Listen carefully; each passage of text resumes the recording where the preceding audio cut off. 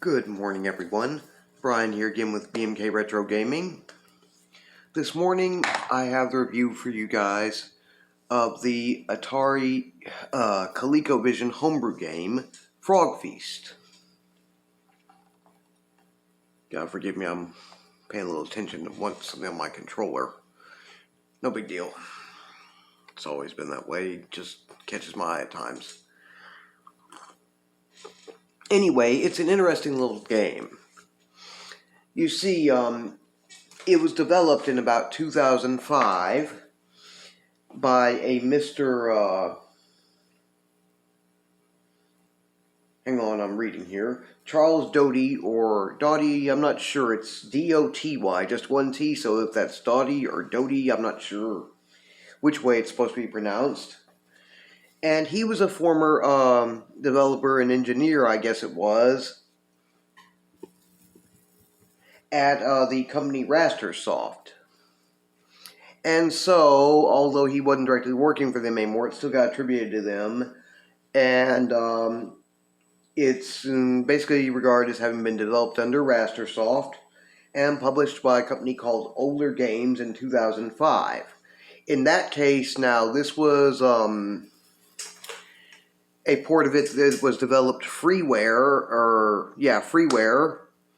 basically another way of saying homebrew in this case, for, it went out to the Sega Genesis, originally Sega Master System, I think, Sega CD, the Nintendo SNES, at least one of the PlayStations, the Sega Dreamcast, and maybe one of the Xboxes, I forget, but a whole lot of different platforms as a form of freeware, a homebrew. Then later on, in about 2000, it was being worked on around 2007 at least and was released in 2008. I don't have the name of the guy except I've run across the name Robert with no last name, and I'm not sure if that's somebody else or the same person who did this. Excuse me.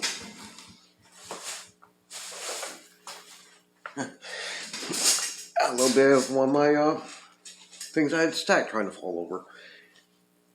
Robert, no last name. Not sure if he's the same person or somebody I've got mixed up that had something else to do with this.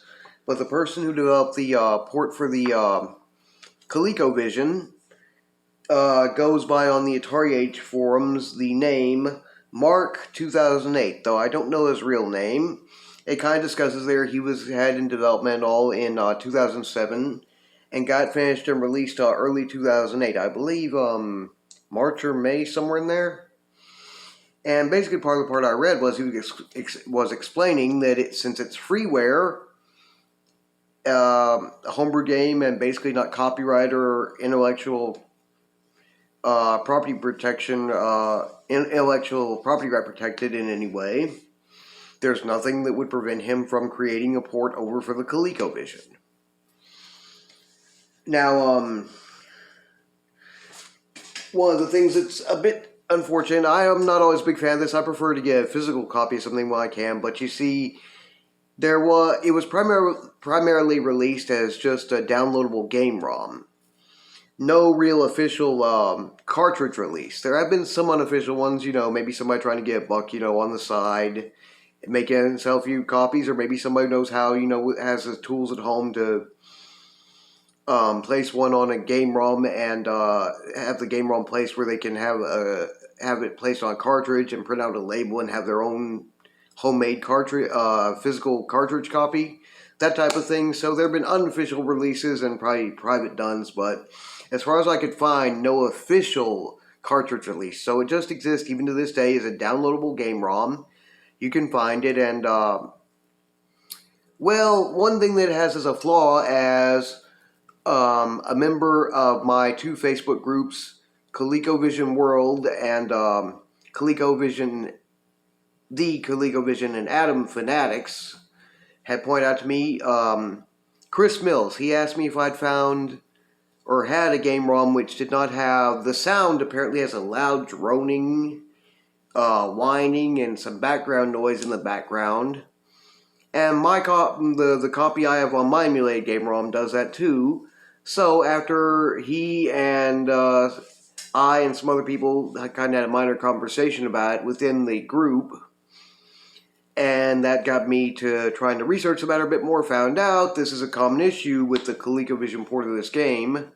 The ColecoVision Homebrew port of Frog Feast is that's almost always an issue with the sound. There apparently isn't one anyone knows of that doesn't have that issue. I think Mr. Chris Mills also offered that he would actually be willing to pay someone if they can actually make a copy which actually has the sound correct instead of off. So this is going to sound pretty grating on the ears and all, but other than that, it's pretty good. What it basically is back in the day, Mattel for the Intellivision published the original library titled Frog Bog, which is simple. It's kind of, as I've said in videos on that one that I've done, and ones like it, it's kind of a kid's game. You basically are a frog and try to catch flies against another frog who can be either a second player or computer controlled, computer AI controlled, and you're basically jumping around trying to see who catches the most flies before a time limit expires. Some of the games, in some versions or ports of the game, you'll have a day and night cycle. In some, no. Whereas, basically whoever catches and eats the most flies wins. So yeah, it's kind of a kiddie game in a way, but it's pretty fun. Say you and a buddy want to go at it for just a short round, that's the perfect way to do it. Or if you just want to come home and have a quick gaming session, get it all out on a game, well, this would be one that's not going to take up too much of your time, and see if you can beat the computer AI opponent or not. Sometimes you can, sometimes you can't. I just played a little round against the one for Frog Feast here, and barely managed to lose to him, even though I've beaten him before. And then, of course, later on, under their M Network label, an Atari VCS 2600 original library port, with the name change to Frogs and Flies, was published by Mattel. And not as graphically good looking in a way and all, but still a lot of the same game. But it also brings me to another interesting point here. You see, back in the day, you know, the ColecoVision was being developed in '79, which is about the year, basically the first Intellivision console was in test markets, and it would get a full release in 1980. But you see, the ColecoVision was being developed by that time in '79. And although you'd have to look deep to find this because it wasn't really a public matter and all, and some would argue with me saying it didn't happen, well, apparently Coleco sold off their ColecoVision prototype number 0 to Mattel in a very private, quiet, hush-hush deal. And what it turns out Mattel was doing was they were kind of looking at, getting an idea of what their eventual competition from Coleco would be like, presumably, and also they were already thinking about a redesign of the original Coleco, the original Mattel Intellivision 1, do a new one, and later on, I believe it was late 82 or 83, after the ColecoVision had released in 82, we get the Mattel Intellivision 2, the successor, which has a little bit of a different exec software, CPU and all to it, and is basically a cost-reduced model, which is much more bare bones, but still nice, and with detachable controllers this time. Well, it looks almost exactly the same in terms of form to the ColecoVision prototype Model 0 that they had bought from them. So apparently, what the other thing besides trying to get a look at what the competition might be doing was, Intellivision wasn't, they'd already developed, the first Mattel Intellivision 1. They had their own stuff together, so it didn't have anything to do with that. They were basically looking, besides getting an idea of the competition, what that might look like, they were looking for kind of design, ideas for the design in terms of aesthetics. What the next Intellivision console was going to look like in terms of its physical characteristics. And, well, it does look an awful lot like this prototype, ColecoVision prototype Model 0, so yeah, they probably did take some cues from it and all, and yes, you have to look pretty hard, but yes, it did happen, all it just wasn't released, not really public information and all, so something you really know about. But anyway, it got me thinking about, despite that, Mattel knew that Coleco was going to release a console at some point, and they'd been competing with Atari some, so with their M-Network label, they ported things to the Atari VCS 2600, but almost to nothing else, you know? And I always kind of sat there and wondered, I'm like, maybe there are a few reasons for this, why, you know, the ColecoVision, they never got any ports over to them. Maybe they didn't want to boost a competitor's console who's already seen as very stiff competition. Or maybe since the ColecoVision came out in 82 and was around basically through 85, you know, Mattel got out in somewhere at time in 83, 84 with the 83 North American industry market crash. They may have not had time for their, you know, they may have had on the site where, oh, we're going to start developing some ports for ColecoVision anyway, but their own developers who were familiar with their own hardware and how to develop games for it, and also for the Atari VCS 2600, just didn't have time to get familiar with and learn how to develop games on something a little bit more advanced like the ColecoVision yet. And it may have just been a time issue, so who knows? But it's kind of a shame, you know. Frogbog would have been one of those easy games to make a port for the ColecoVision for, and they never did it just like they did with anything else. So it's nice that being done homebrew that Frog Feast was done, even though it's imperfect in the sound area. And so I'm gonna have to speak very loudly, and you're gonna have to bear with me on it. But I'm gonna get that set up with my ColecoVision Phoenix, and we're gonna take a look at some gameplay. Okay, so here we go. I may have to talk a bit loud with how this thing really drones on and all, but I've got to sound a tad bit better. There are some sounds that you can actually tell are probably supposed to be part of the gameplay and some which aren't, so just have to bear with me here. The controls are pretty simple. You use your mini joystick on the regular ColecoVision or ColecoVision Atom controller to move your frog around, and then your left fire button allows you to jump, and then when you jump and you've got to fly inbound, you press it again to get your tongue out to catch it. And we'll kind of see there's no day and night mode here, so okay, here we go, one player game.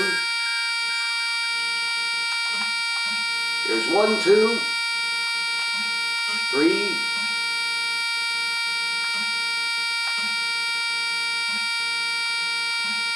As far as I can tell, it seems to score you like a couple points for each fly caught.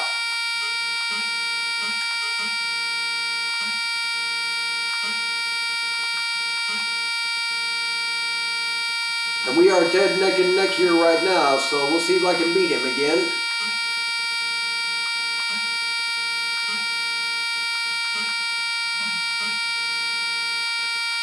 Basically, it's a graphically updated and should be, if it were done right, sound updated port of Frogbog or Frogs and Flies, like, and it's pretty reasonable. Oh no.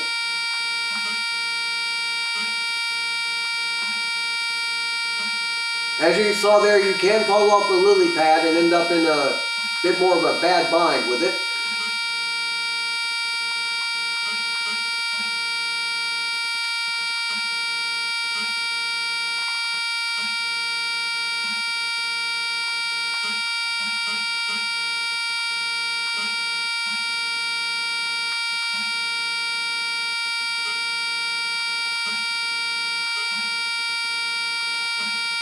At least your frog cannot drown. Okay, he beat me. I'll take him on one more time, though. I know I can do better than that.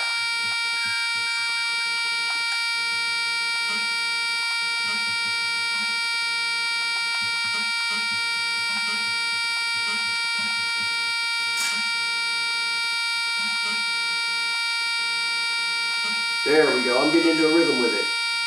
Catch up to me now, you little punk.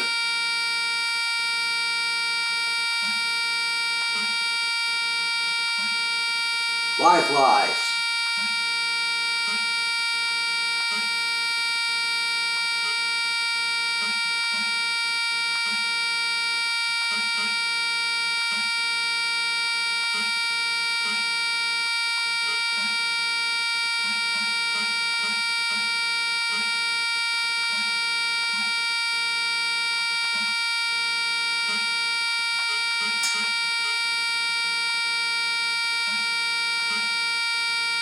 How dare you eat my dinner?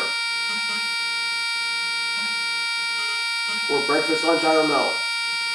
The trees in the background are kind of nice. They're actually colored in a bit lighter than on many of the other ports of the game.